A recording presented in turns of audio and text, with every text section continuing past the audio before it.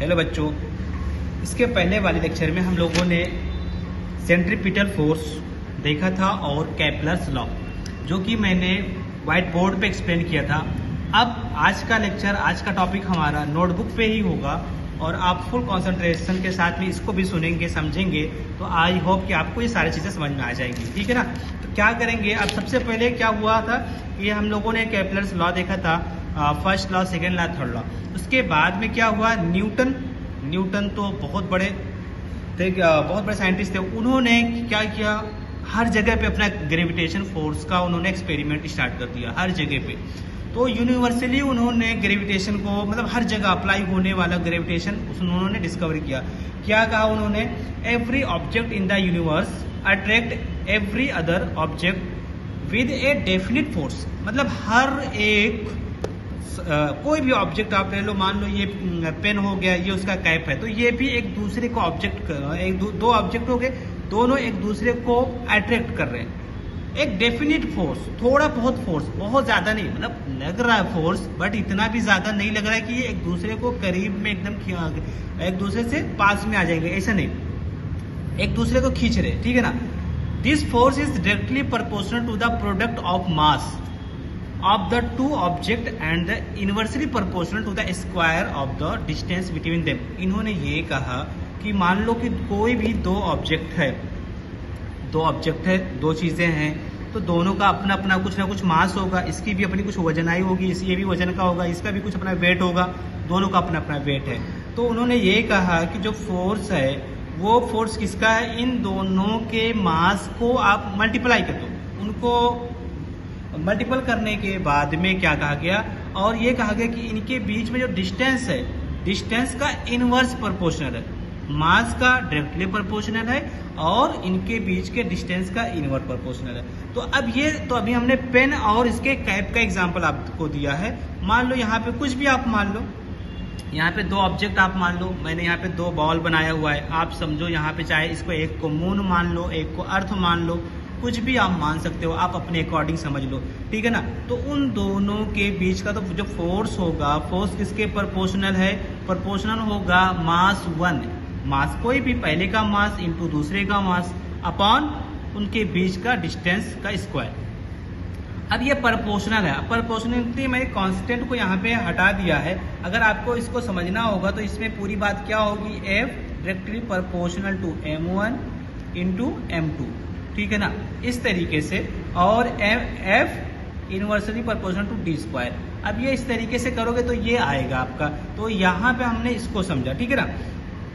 अब उसके बाद में क्या होता है, अर्थ ग्रेविटेशनल फोर्स, अर्थ का, इससे पहले भी स्टार्टिंग के लेक्चर में मैंने आपको बताया था कि जो अर्थ का है उसको हम लोग ग्रेविटी बोलते हैं, ठीक है ना, अर्थ वाले को ग्रेविटी बोलते हैं। बाकी अदर दूसरे किन्हीं दो ऑब्जेक्ट के बीच में है, किसी भी दो सब्सटेंस के बीच में, उसको हम लोग ग्रेविटेशन बोलते हैं। तो अर्थ के केस में क्या लिखा हुआ है, the earth attract every object near it towards itself because of the gravitational force। the center of mass of earth is situated at the center। जो अर्थ का सेंटर ऑफ मास है, हर एक का अपना सेंटर ऑफ मास होता है। मान लो ये पेन है, तो पेन का भी अपना एक सेंटर ऑफ मास है। मान लो ये देखो, ये पेन को मैं अभी फिंगर पे रोक रहा हूँ, मतलब उसके सेंटर ऑफ मास पे मैंने फिंगर लगाया हुआ है। अब इसको मैं लेफ्ट राइट लूंगा तो ये गिर जाएगा, है ना, क्योंकि सेंटर ऑफ मास पे नहीं है। तो अर्थ का जो सेंटर है, मतलब जहाँ मास, उस पॉइंट पे जहाँ पे पूरा अर्थ को आप रोक सकते हो।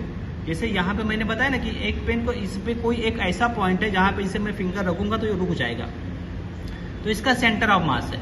अब इसके दाएं बाएं मैं जाऊंगा तो ये गिर जाएगा। तो ऐसे एक अर्थ बॉल है, बॉल के शेप का है, तो उसका सेंटर ऑफ मास कहाँ है, एकदम सेंटर में, बीच में, ठीक है ना। एक बॉल में आप क्या करो, मान लो आप कोई एप्पल ले लो और एप्पल में आप कील चुबो दो, तो अंदर एकदम उसके सेंटर में, गोले के अंदर, वहां पे सेंटर ऑफ मास है। सेम टू सेम अर्थ का भी है।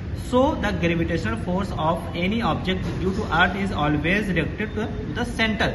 इसलिए अर्थ का जो, इसका जो ग्रेविटेशनल फोर्स है वो सेंटर की ओर है। Because of this force an object falls vertically. और इसी फोर्स की वजह से कोई भी ऑब्जेक्ट ये क्या करता है, अपनी साइड की ओर खींचता है, सेंटर की ओर खींचता है, जमीन पे आके सरफेस पे गिरता है। और अगर सरफेस नहीं है, खड्डा है और होल है, तो होल के अंदर भी चला जाएगा।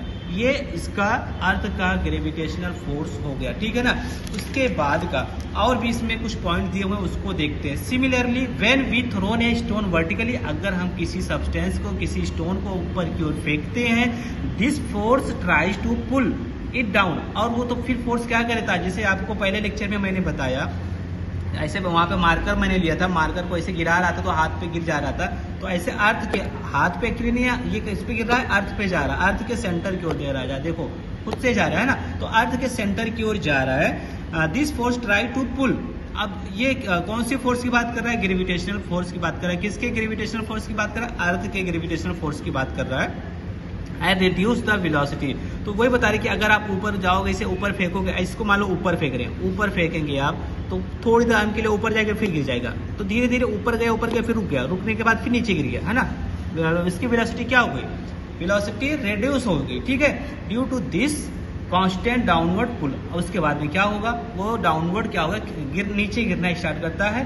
The velocity become zero after a while, तो वेलोसिटी ऊपर क्या हो गई, ऊपर आते थे जीरो हो गई, तो फिर डाउनवर्ड क्या हो गया, गिर जाएगा, क्योंकि वो डाउनवर्ड की साइड में ही उसको खींच रहा है।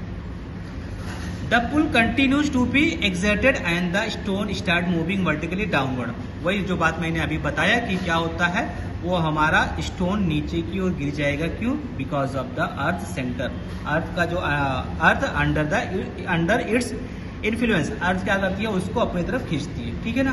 तो इस तरीके से अभी हमने क्या देखा, अर्थ के बारे में देखा, अर्थ के ग्रेविटेशनल फोर्स के बारे में देखा।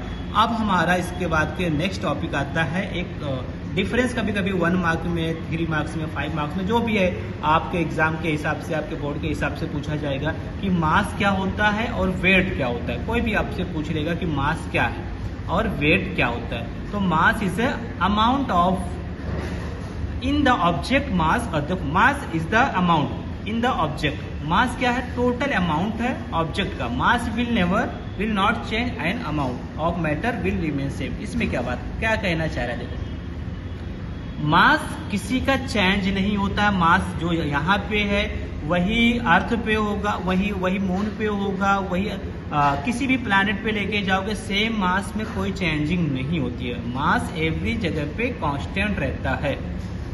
वेट क्या होगा, वेट होता है मास को उसके साथ में मिला दो, किसके साथ में, ग्रेविटी के साथ मिला दो। ग्रेविटी क्या है, मतलब कि जी के साथ में मिला दो। जैसे मास के लिए आप समझ लो कि एम को बोलते हैं मास, इतना वजन है।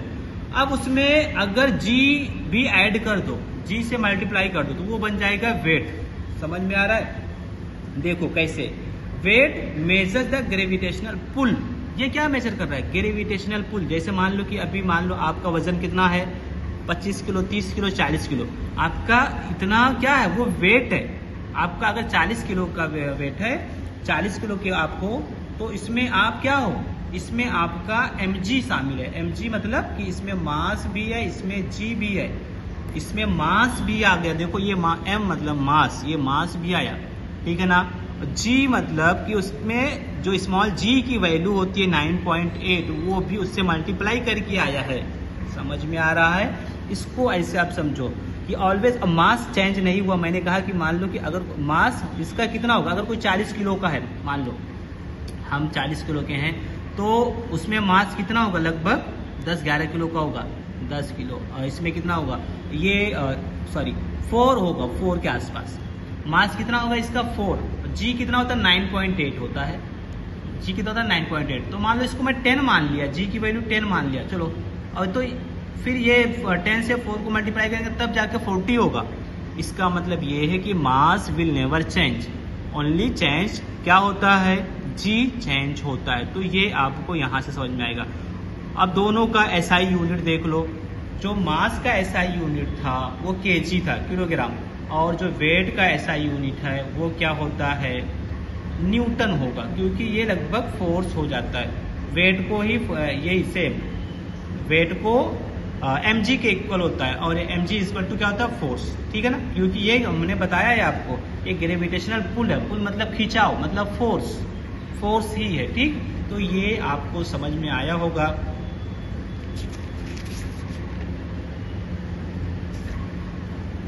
अब इसके बाद का टॉपिक हम लोग देखेंगे नेक्स्ट वीडियो में, जो होगा एक्सीलरेशन, ठीक है ना। तो ये वीडियो कैसे लगा आप इसको लाइक कीजिए, कमेंट कीजिए, शेयर कीजिए, सब्सक्राइब कीजिए चैनल को।